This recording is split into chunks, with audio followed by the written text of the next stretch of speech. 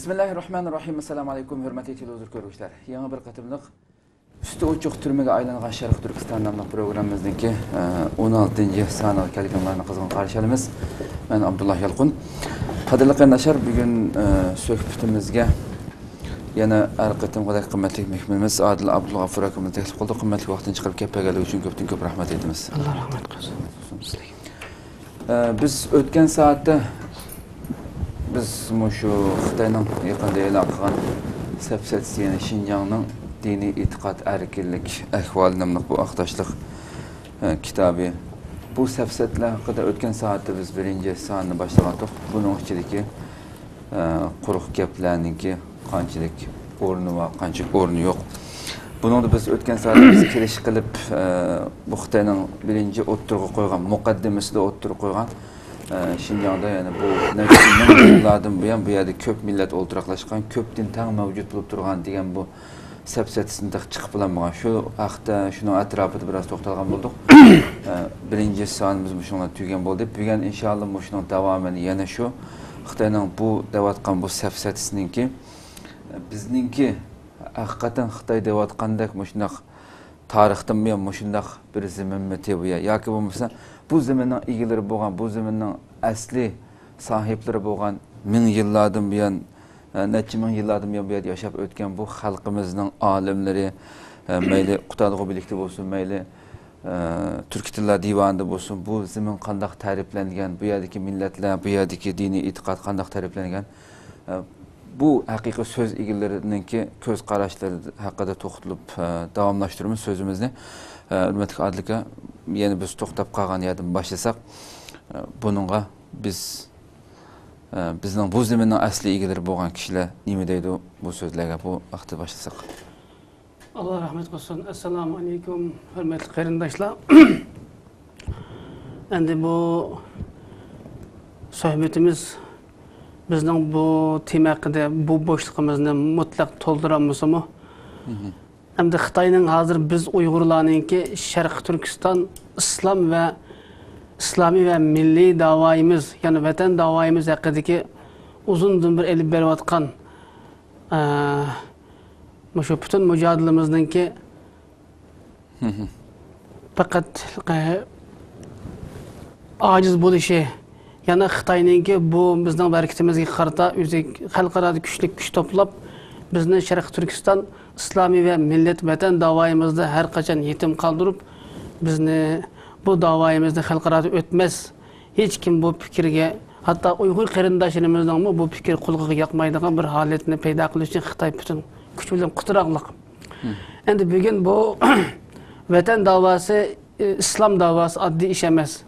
Hem de itiqad nuqtai nazaridan aytgan vaqtida İslam davası diyen gap, iman davası diyen gap. İman davası diyen gap mengülik yani ölüp tirilgendiğin için Allah'ın aldığı bağandığın ahiretlik baxt saatimizni qo'lga keltirish uchun mengü köreş kılıp Allah'ın merhametine erişish uchun yana cehennemden qutulup cennetga erishish uchun bir yol izlash demektir. Bununla biz bu yolda aqidini imanı düşüngen adam bu yolda her qandaq bedelle төлeshdan elbette baş tortmaydi. Bunun kıymetini tanıyan adamlar. Demek İslam davayımız vatan davanınki yani millet davanın ayrım bir kısmı yani birikme bir kısım boğaçka Xitay bizni bu zamanda bütün davalarımızı xalqarada yani xunuklaştırış yani biz uzundan beri bizden hazırki Uygurlarınki şu 33. yılda 44. yılda kurulgan Şarkı Türkistan devletlerimiz ve uzundan beri elip beriyotgan yakında Gulcu'da ve Ürümçi'de yüz bergen bugünkündeki Xitayning Türkistan'ı yürüyotgan bütün besim siyasetlerden xalqarada anlayan kişilerininki bilişçi veya bir millet ve bir vatan ve bir dinin davasının bağlılığını manç milyon 30-40 milyon bir Müslüman milletinin Xitay tarafından işgal kılınganlıqıdek bir reallıqını düşüngen adamlarning bazı avazı, bazı bu xildek avazlar, inkaslar xalqaro paydo bo'lgandan keyin Xitoy bizni bu vaqt yetim qoldirish faqat xalqaroning dunyodagi bütün Müslüman ve gayrimüslim milletlarninki qo'llashidan bizge manevi maddi cihetin yardım birisinden bizne ayırıp taşlap yetim kaldırış için Xitay bütün can cehliyle bu neyranmazlık, aldamçılıkta kusura batadı. Hem de Xitay'nın biz ötkenki programımızda dep ötkendik Şarkı Türkistan'ın yani Xitay tili boyunca Şinjan'ın din tarihi. Yani Şarkı Türkistan'daki dinin dillanın yani itikat kılınıp ötken tarih dillanın tarihi ve Şarkı Türkistan'da köplep millet mevcut bulup olturaklaşkan ve köp din itikat kılınıp çok onulgan yaki köp din itikat kılınıp kelgen degendek muşundagı bir sepsetin dünyaga atalmış Aktaşlık kitap namılık kitap bilen tarqıtışı xalqara vaziyeti bizi yetim kaldırır. Yana bizning Şarkı Türkistan vatan ve İslam milli davayımızın biraz ornunu yoxtup xalqarada xunuklaştırış için bunu itibarsız kaldırış için Uygur'un quruq gepi bu deydigan bir xalqara düşünceni payda qilish için Xitay kusura batadı. Biz bununla qat'iy yol qo'ysak qat'iy bo'lmaydi. Demek biz bugün Xitayning bu fikriga qoyil bo'lib, bu fikriga itibarsiz qarab, bu fikrning xalqarada qanchalik qabul qilinib, qanchalik qanot yeyishiga yo'l qo'yib yurishimizning o'zi bizni bugungi kunda iymondan, vatandan, millatdan, islomiy va milliy kimlikdan arib, bizni dunyo va oxiratda zo'r bir halokatga, cho'ng bir xatarga boshlaydigan bir fikr. Biz bununla qat'iy yo'l qo'ymasligimiz kerak. Urush, ya'ni jihad degan so'z, ya'ni jang maydonlarida qurolliq elib berildigan ve öldürülüşlü olmasın bu sohbet üstüde ama şundak batıl fikirlere hak fikirlen merdanlaş ortaya çıkıp batıl fikre karşı hak fikrini ortaya koyup şundak bütün dünya mınlıgan milyonlagan insan anlap turgan şundak masa jozunda şundak sohbetinin üstüde ama şundak bir şu batıl fikirleri karta hak fikirleri ortaya çıkıp onun fikrini reddiye biriş bu küreşinin yani Peygamber Resulullah Aleyhisselam degen cihatının en mühim cevherleri yani mühim kısımlarından biri. Şunun için biz gepni kıskarırsak bütün Uygur qarindoshlarimiz ve vatan içinde olsun, sırtı olsun Xitayning atalmış Şinjan ve din tarihi Şinjan'da köplep millet oturaklaşkan ve Şinjan'da köp din itikat kılınıp kelgen degen söz bilen bizning ming yillardan bir itikat kılınıp kelgen bütün Türkistan topraklarına çoğunkur yıldız tatkan hemmimizin bütün İslami muhit, İslami hissiyat, İslami an bilen yetildirip Kur'an hadisininki itikat buluğu bilen bizni soğurup tavlap yetildirip bugün günde Orta Asya, bütün Asya'da Türk dünyasının İslam'a kiriştek çoğun bir darvazını açkan biz milletin bugün günde dinsizlaştırıp itikatsız bir millet biz müjdak bir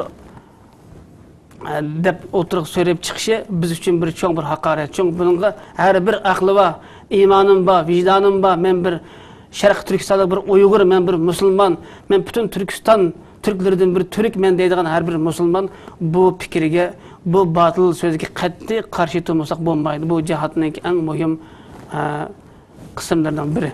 Şunun için hem de ben bu Xitayninki bu fikirge, bu atalmış Aktaşlık kitap namlıq bu aldamçılık, bütün kazzaplıklardan tolgan bu repidiske karşı özümninki bilgen köygellerimize, büyük ustazlarının tarihte etken meşhur tarihşünaslarımızın özümüzün akidemizninki bazı teşebbüsleri asasen bunun reddiye beriş için hem de ortaya çıktım. Geplerim biraz hem de mükemmel tarihe uygun bulanmışım hem de biraz ma'lum cihatimiz boşluğunu toldura, ma'lum cihatimiz bizden bir hissi tuyguğa, özümüzün kimligimizne tunuşuk nispeten bir Türk gibi kalar degen tunuşta buna demekçi oldum.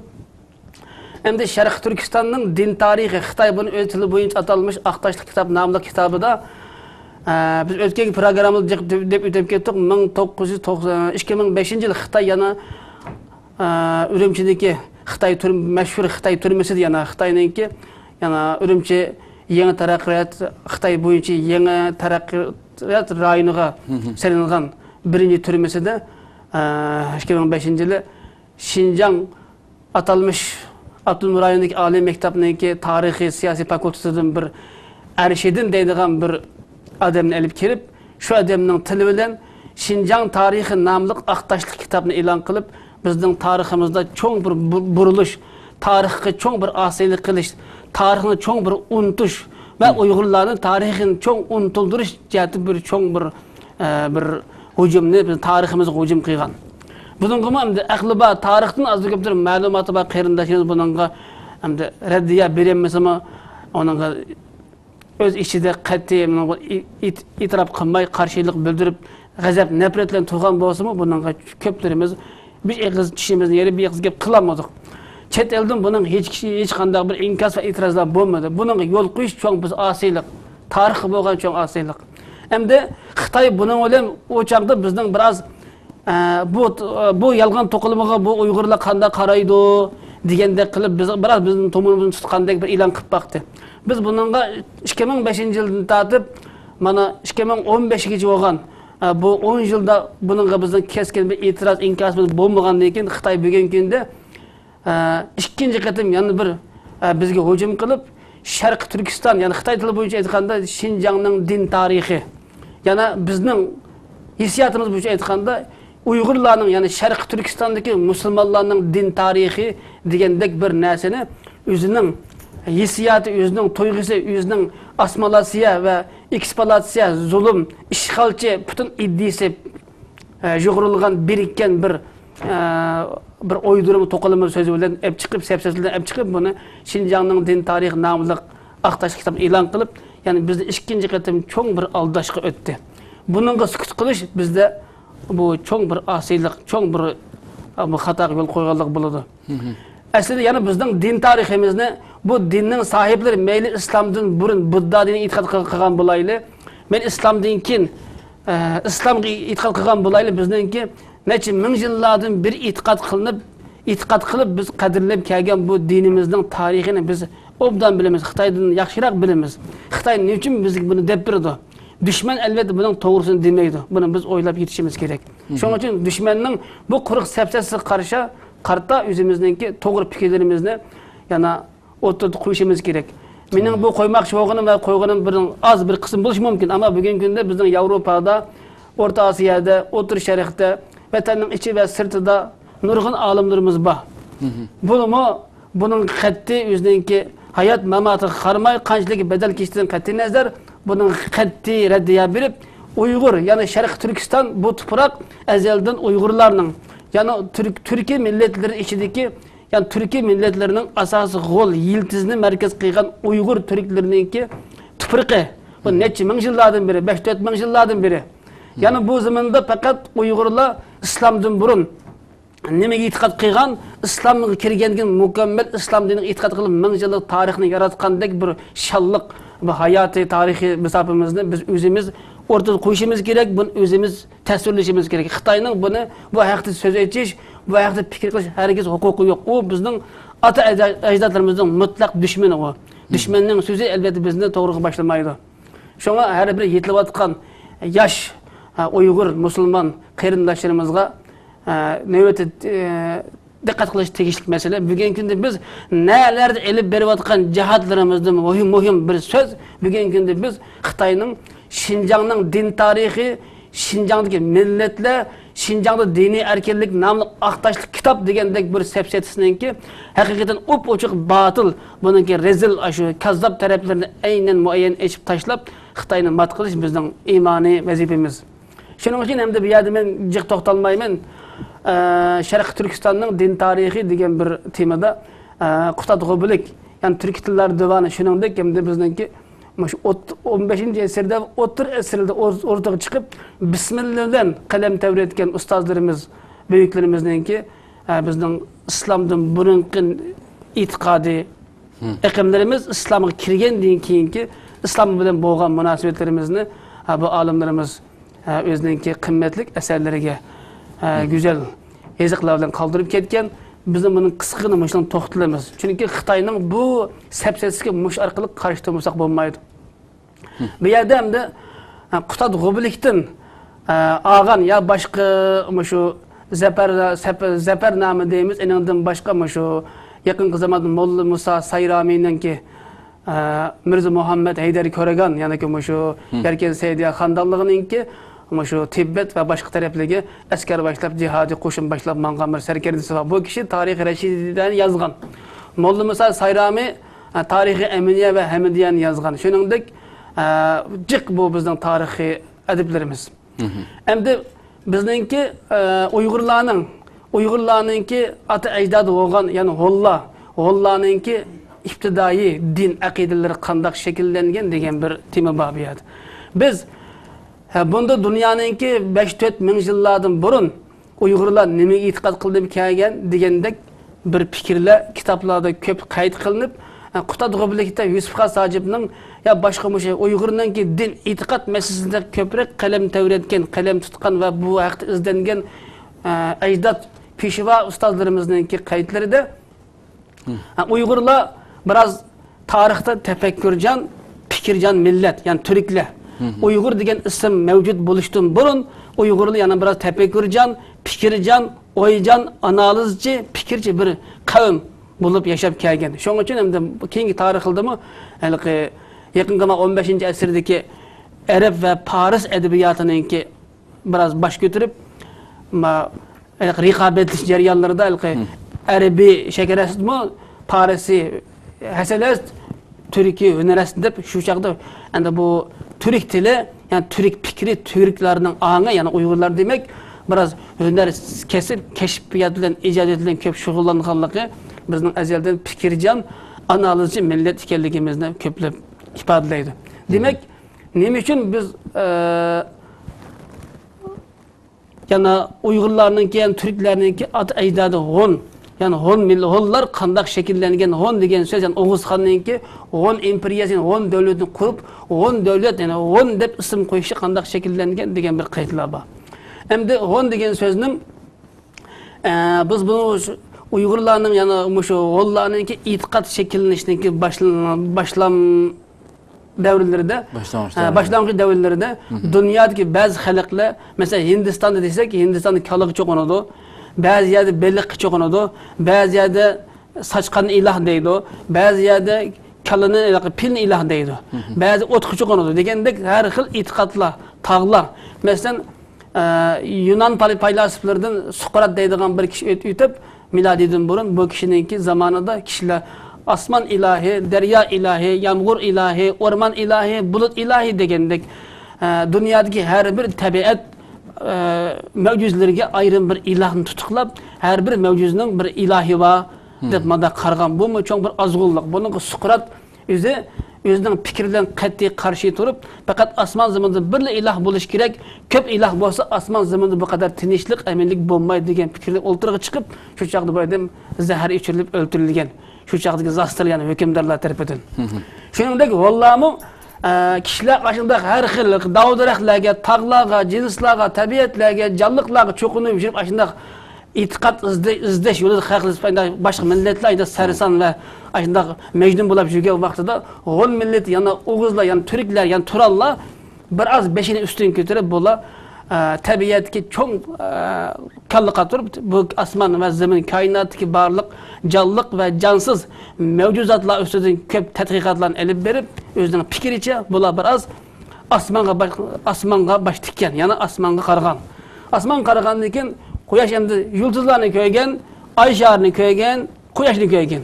Endi qaraganda oxiri Hunlarning tafakkuri bo'yicha endi hozirgi astronomiya ilmi nazariy o zaman bo'lmasa-mu, faqat Hunlarning tafakkuri bo'yicha quyosh bo'lmasa ay sharining yurmaydiganligi, yulduzlarning yurmaydiganligi, yer sharining yurmaydiganligi, quyosh bo'lmasa bu dunyodagi gul giyohlarninki, odatda giyohlarninki tuproqning ichidan bo'xsirib chiqqan giyoh, har qanday giyoh o'zi aqpishmoq unib chiqadi. Faqat havo bilan, quyosh nuri bilan uchrashgandan keyin u mukammal o'z xohlagan rang tuzadi. Masalan, yeşil, oq, sariq, qizil degandek. Demek quyosh bütün mahluqot va mavjudotning hayotiga munosib ekanligini tunigandan keyin bular o zamanda masalan Qutadg'ublik qayd qilinishi 4 anasir haqida ko'p o'ylangan. Yusuf Xon Sajibninki qalam izohatlarida 4 anasir deganimiz bu yerda o't, suv, havo, tuproq.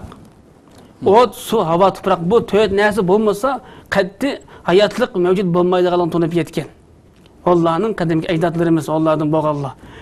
Endi o't bo'lmasa, tuproq bo'lmasa, suv bo'lmasa, havo bo'lmasa, bu 4 hayotlikninki dünyadaki maddi ve manevi, mesela biz ilmini havanı onu hozirgi ma fizik olimlar nima deydi, uni modda demdim, uni yoki ma'naviy uqum demdi, uni men bilmadim. Ama bu 4 ana asırının 4 muhim menbäninki bütün hayatın menbäsi ekanligini qattiq baş qatır. Bu 4 bolmasa, çoğum hayatlık mevcut bolmaydiganligini tonup ketken. Yana ot, su, hava, toprak. Bu 4 ana asırının içinde quyoshning yana o'tning eng muhim bir menbä ekanligini, odatda zimin qizimasa, illimasa ziraat biqsumaydiganligi. Mesela bir balaning tug'ilishi, bir er ve ayolninki o'rtadagi mehr, muhabbet, issiqlik bir-biriga o'tmasa, u bir avlod qoldirishning mumkin bo'lmaydiganligi. Shuningdek, bütün hayotlik chuqur bir o'tqa, chuqur bir issiqlikqa, chuqur bir mehr, muhabbetga ehtiyoji va muhtoj bo'lganligini haqiqatni tushungandan keyin quyosh chiqmas tong atmagan, bütün zulmat qarong'i olamni qaplab turgan bu holatni tushungandan keyin biroz o'tdan, bunun içi 4 anasının içinde sudan, tuproqdan, havadan bir qadar ot yana quyoshning o'zini muhim deb qarab, quyosh cho'qinish holati bu qadar shakllangan ekan. Shunga bizning ajdodlarimiz quyosh cho'qinishdek bir xil cho'qini e'tiqod holatini shakllantirib, quyosh cho'qinish bizning g'ullarninki qadimgi zamondan tortib quyoshga cho'qinadigan, quyoshni iloh deydigan, quyoshni bütün quyosh, bütün asman ve zemin barliq mahluqat mevcudotninki baş temisi, onu paydo qiluvchisi yoki shuningki himoyachisi degandek bir uqumlar bilan quyoshni iloh deydigan bir qadamga bir tushunchaga qadam qo'ygan valloh. Ham shuning bilan endi buni biz bu jarayonni biz buni so'ylab o'ltirmaymiz. Bu yer deydigimiz faqat Allohning yani islomdan burunqi Uyg'urlar, Türklar, yani bütün Altay Türk til sistemasiga tabi millatlar, yani bugünkü dünyanın çoğun Asya ve Avrupa çoğun quruqliqiningki shimoliy bölgesini çoğun egallab, talay imperiyalarni qurib, yaylaq madaniyati bilan dunyoda çoğun bir yaylaq qurib yashagan. Hatta bugünkü kunda Xitoy millatlariga ayni vaqt bundan 5000 yil burun Saddichin sepilni soqtirgan. Tarixda talay qatim Hollarning saltanatini qurgan ve Rim imperiyalarını tevri etken ve onu qo'latgan bu millet, yani Hollar, yani Oğuz boyları deb atılıp, yani Hollar, yani Türklerinin atı ejdadı bulup, bu millet şu çağdımı qanchilgan yaydaqni köp egerligen bolsa, bunun fikri, tefekkür şu kadar bunun biraz pervaz kılıp, yani şu çağdaki peygambersiz, kitapsız, peygamberge kitap ulaşamagan halette fakat özünün fikri, tefekkür bilen quyoshni Rab deb tunish bilan baş ko'targan.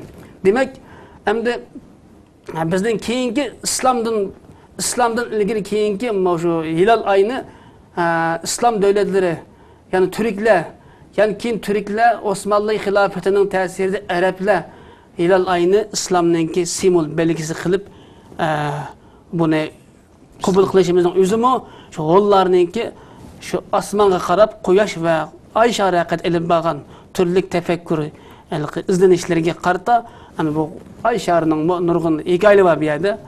Bunun bazı köpençeleri quruq sepseti toqulun buluş mümkün, ama belki uçuk bir reallik. Biz bugünkünde bu ay şarı bütün dünyadaki Müslüman milletininki bir simvoli, bir tutkusu bu keliglik.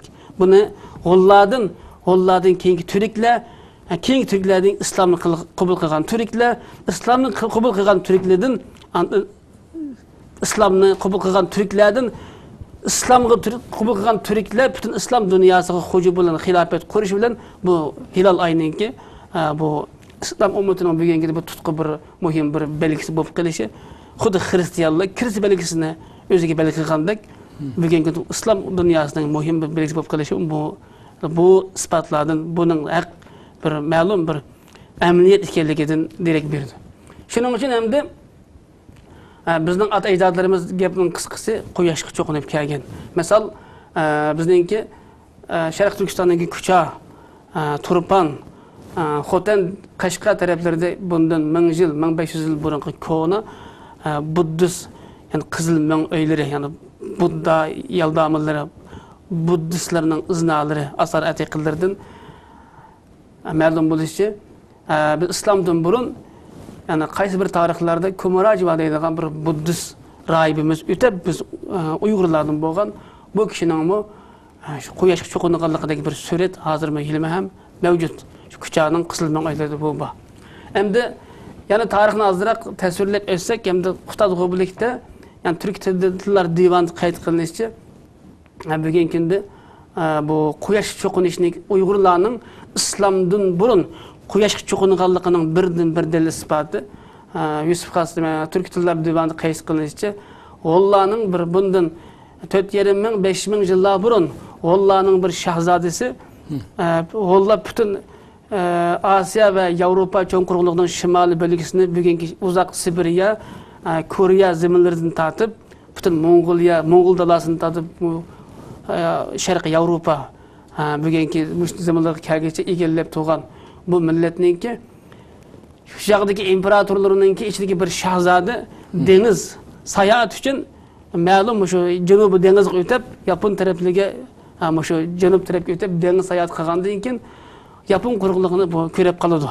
Quruq bir inson desep bakmagan, hech qanday inson berib bakmagan, ama nurg'un yovvoyi hayvonlar, nurg'un ko'migan rang-rang o'simliklar, dovdiraqlar o'sib ming yillardan beri shunday tabiiy bir shakllanib qolgan bir o'rmonlikni ko'rib, Yapon quruqligini bu shahzoda qaytib kelib, shu Hun imperiyasininki orduga kelib, shunday bir cho'ng bir quruqlikni ko'rganligini va bir yurt tutmoqning tutuşunun arzusundan bağlılığını degendikin şu özünki şu zamandaki padişahları terbiyetten talep kılınıp 1500 tane kız, 1500 tane oğul, yaş baladan 1500 kızlar, 1500 oğulunu tallap, 3000 yaş adamını tallap, bunu bir toy kıldırıp 3000 adamından başlayıp küçüp ketkenliği Japonya'ya. Şundaki Japonya devleti şu ayrı bir kurulukta bu peyda boğallığı, bugünkü Japon'un bayrağı da koyaşnınki, yani ak bayrağı da ortasında quyoshning bir belgisining bağlığı Yapon degan so'zning yani Hun degan so'zga Yapon degan so'zning yaqin keldiganligi, yani Tokyo degan so'zga Türk degan so'zning yaqin keldiganligi, undan boshqa Vengriya deb bir davlat var ama Yevropada Vengriyaliklar biz shu Hunlarning, yani biz Rim imperiyasini tavr etgan yoki Rim imperiyasini Sharq Rim imperiyasi, G'arbiy Rim imperiyasi ikkiga bo'lib etgan Hunlarning avlodi biz deb, Oğuzlar biz deb Vengriyada yaqinda bir o'rtaq chiqqan bir kishilar bor. Yani Atilla'nınki bir qo'zg'an davlat deydi. Turkiya.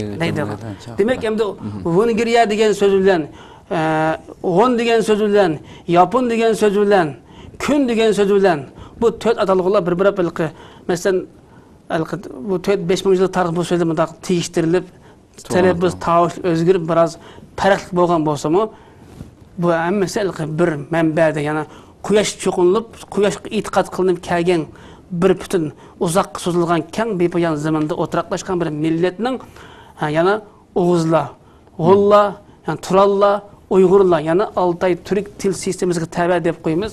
Shu bu nima uchun Altay deb ataydi degan vaqtda Türklar asosan shu bugungi shu Teklimakan, Farg'ona o'ymonligi yoki shu Volga Yettisu, Dunay, Volga daryo vodilariga o'tiraqlashgan yoki shu Mo'ng'ullarni deydigan bir tangri tog'lar atrofida deydigan qarash bor. Endi nima uchun Altay deb ism qo'ydi degan vaqtda faqat Hunlarning umumiy egallab yashagan zamin territoriyasini faqat atliq qo'shin mangsa Altay'daki mesela G'arbdan sharq kesib bo'lsa, Yevropadan uzoq yiroq sharqgacha bugungi Yapon zamanı Çavuşen Koriya zamanlarıgacha mangsa Altay'da berib bo'lganligi. Degandek bu meseleni bu qachon Altay deb ataldi bu so'z? Mesela 2 3 4 5 ming yildagi atalgan so'z. Bu so'z Altay degan so'z Uyg'ur tilidami? Altay til sistemida Türk millatininkida 6 ay oldu, 5 ay oldu degandek bir adetki hozir biz aylarni sanashdiki bir oddiy ayni sanashga san sifirimizga uyg'un hozir o'xshash bir til ekanligi. Nima uchun 6 ay deymiz buni? 6 ayda bu Türklarninki, Hunlarning boshqarib yashagan bir imperiya qurgan tuproqlarninki poyonsizligi, faqat at bilan qo'shin boshlab mangan bir askar 6 ayda kezib chiqib bo'lganligidek bir amaliyotni, reallikni, shu 6 oylik rayon. Yani nima deyishni bilmaysizmi shu joqdagi 6 oyda kesib bo'lgan, yana miyadiki biz bir yalı var hem de 6 ay degendek 6 aylık yol degen gepilen 6 ay bop kalgandek ama da bu tarihi kayıtlar var. Biz bunu hem de inkar kılamayız. Ama ben bayatın degen belgile şu ispatlarına nispeten bu sözünki hakikaten rast gep ekanligini bu biraz ispatlaydı. Hem de demekimiz bu yerde biz Oğullarının yoki Türklerinin, Oğuzlarının yoki tarixini söylemekçi emas.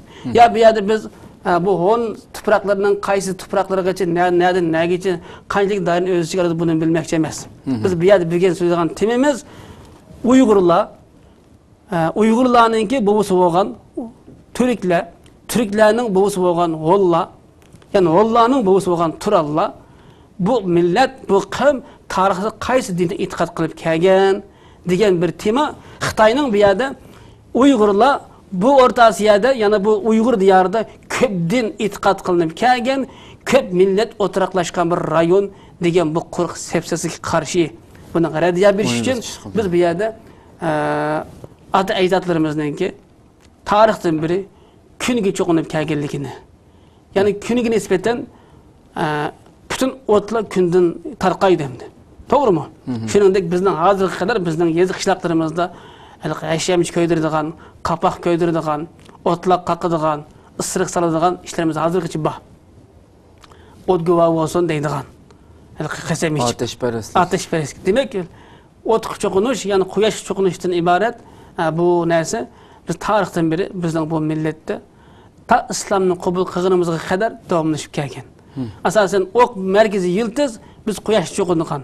Quyosh cho'qinish bu hodisadan Allah'ın hidayetinden atlab biz Qarxallarniki devlet başkanı Sultan Sıtkı Burakhan devlet atımızdaki sebebi Allah'ın hidayeti bilen biz yana biz şunca dünyanın cehalet kaplagan kalaga saçkanга belik cho'qinishdik bu kadar cehalet kaplagan dünyada quyosh cho'qinib bir kadar beşimizni ko'targan bo'lsak bugungi kunda yani biz Sultan Sıtkı Burakhan'ınki sebebi arkalık Allah'ın hidayeti bilen Allah'ın dinini tunup peygamberini tunup Kur'an'a erişimiz yani tekimi yüksek bir beşimizni götürüp bugün günde biz İslam'da 1000 yıllık İslam tarihinin başını geçiyorduk. Demek biz muhim işki çok dinlik itaat kılıp geldik.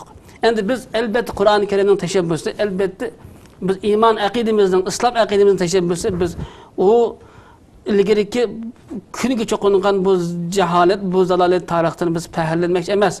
Biz onu ortaya çıkıp dağlamak emas. Biz onu suyulmak emas.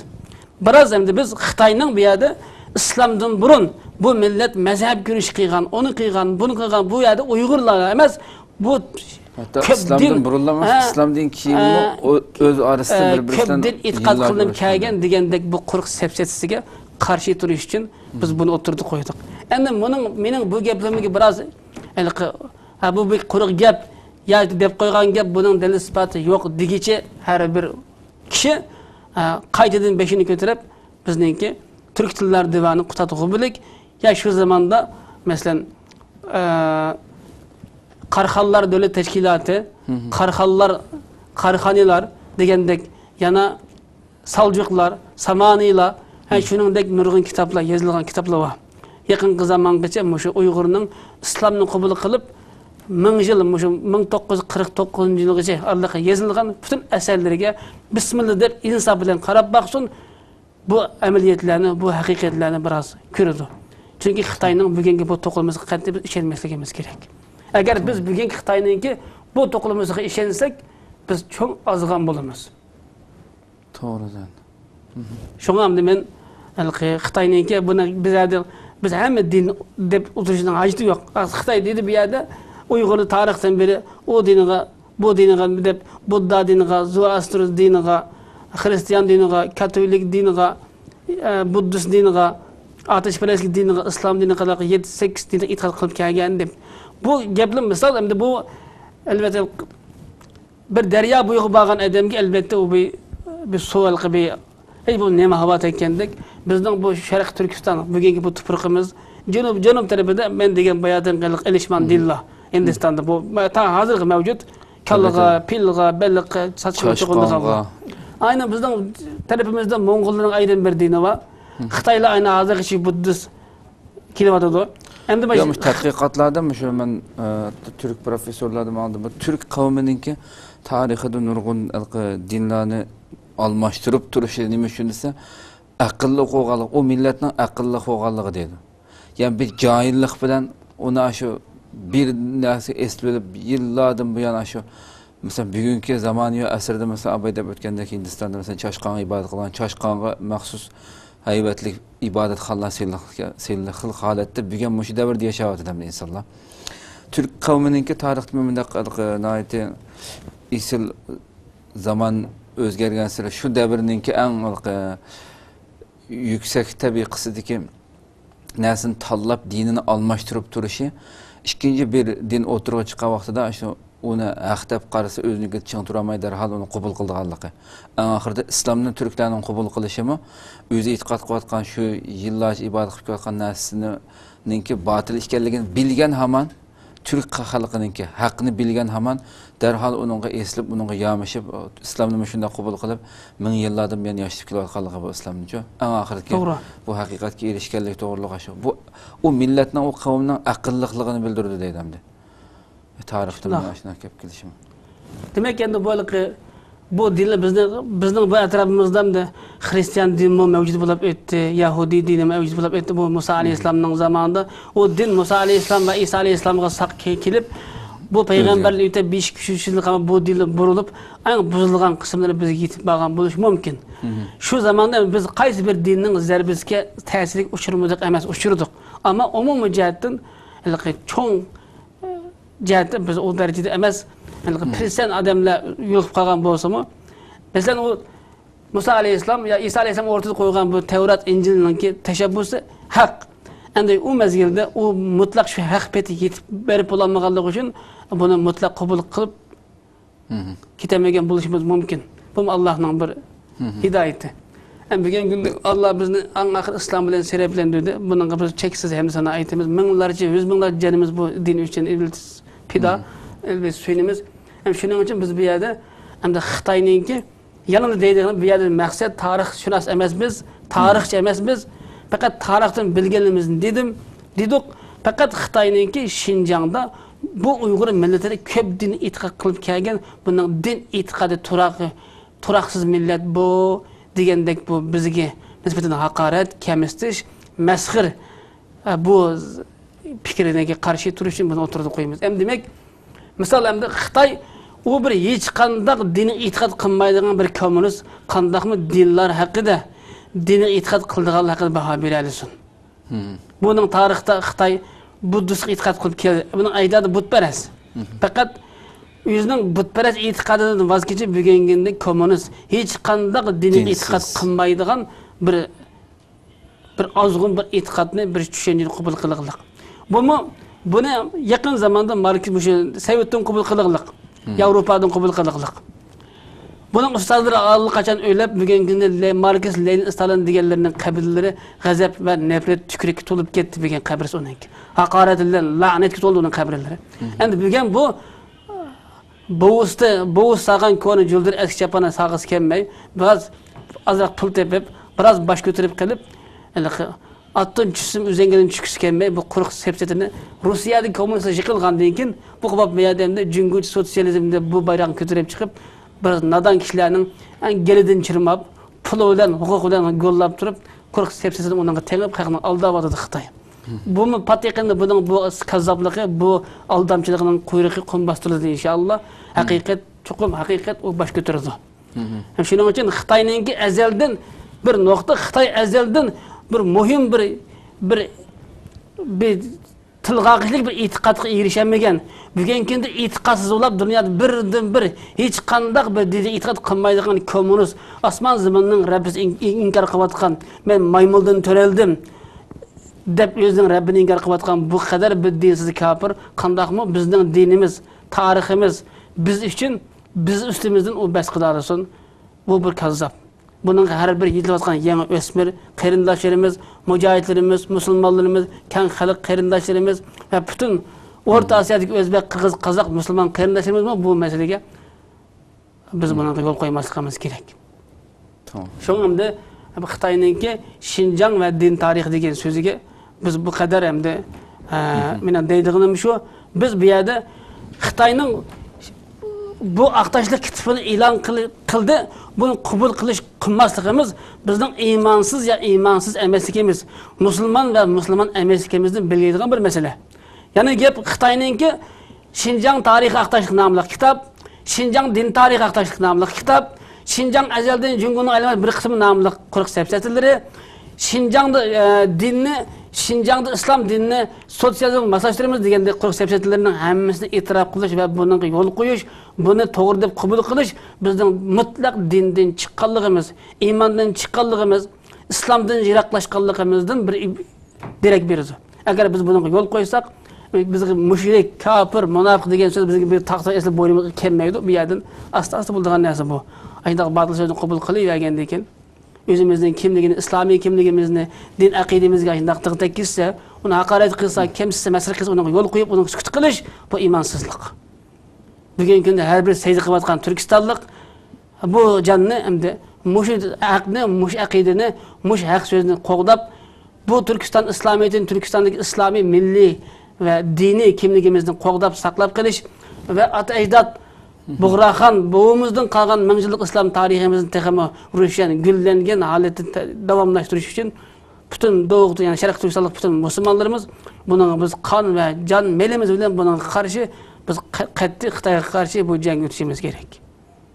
Biz bunga teslim bo'lsak, yo'l qo'ysak, bu qat'iy bo'lmaydi. Bizning oxiratga Alloh va payg'ambar oldida qanday javob berish, jahannam va devzaq hukm qilinish, saadetli ve saadetsiz bir shaqiy bende bo'lib qilishdik cho'ng bir mangulik baxtimizga munosabatli bir masala bu. Bunun har bir e'tiqod sahibi bunun sal qarshi bo'lmaydi.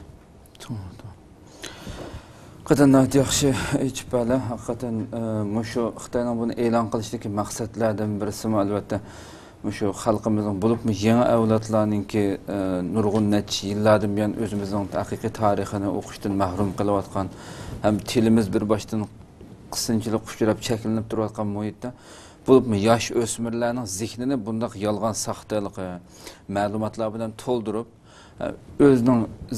o'z vaqtidagi tarixida hech qanday bir narsa qurmagan, shunday bir qalaymaqon yashagan bir millatning sen degandek bu bütün bir millatning ruhini tushkunlashtirib toz ravurs bilan holatda qolaylik bilan texmbak assimilyatsiya qilib qo'l qilish uchun bunday narsalarni pat-pat e'lon qilib turdi Xitoy hamda.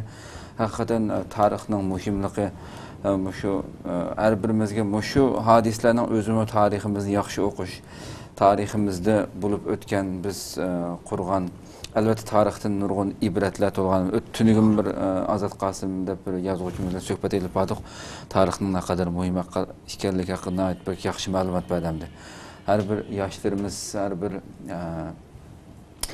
vatanning ichi sirtidagi qarindoshlarimiz o'zimizniki albatta Xitoy ishg'ol qilgandan keyin nurg'un ancha-muncha yerlar burmalangan, nurg'un qatim e'lon qilinmay shunday haqiqatlar chiqarib etilgan bo'lsa-mu, yana vatanimizda yana bizning tariximizni yo'ritib bergan nurg'un asarlar bor hamda. Bu yerga murojaat qilish bilan ashlarni o'zimizning tarixini o'rganishimiz, shu ajdodlarimizniki islomdan keyin bu yerda qanday bir madaniyatni barpo qilganligi, qanchalik to'kib qo'shganligi dunyoga buni bilishimiz, bu albatta ruhimizni ko'tarib texmbak kelgusida olg'a qarab mengishimizga yetaklaydigan masalalar birisi. Vaqt mas'ullar mushada to'xtasak ham, chunki ikkinchi bir mavzu o'tsak yana o'zrab ketdik. Shuna inshaalloh kelar qatim men davomlashtirsak. Hurmatli o'zbeklar, inshaalloh yana bir qatimliq programmamizda ko'rishguncha sizlarga Janobi Alloh topshiramiz. Assalomu alaykum va rahmatullohi taala va barakatuh.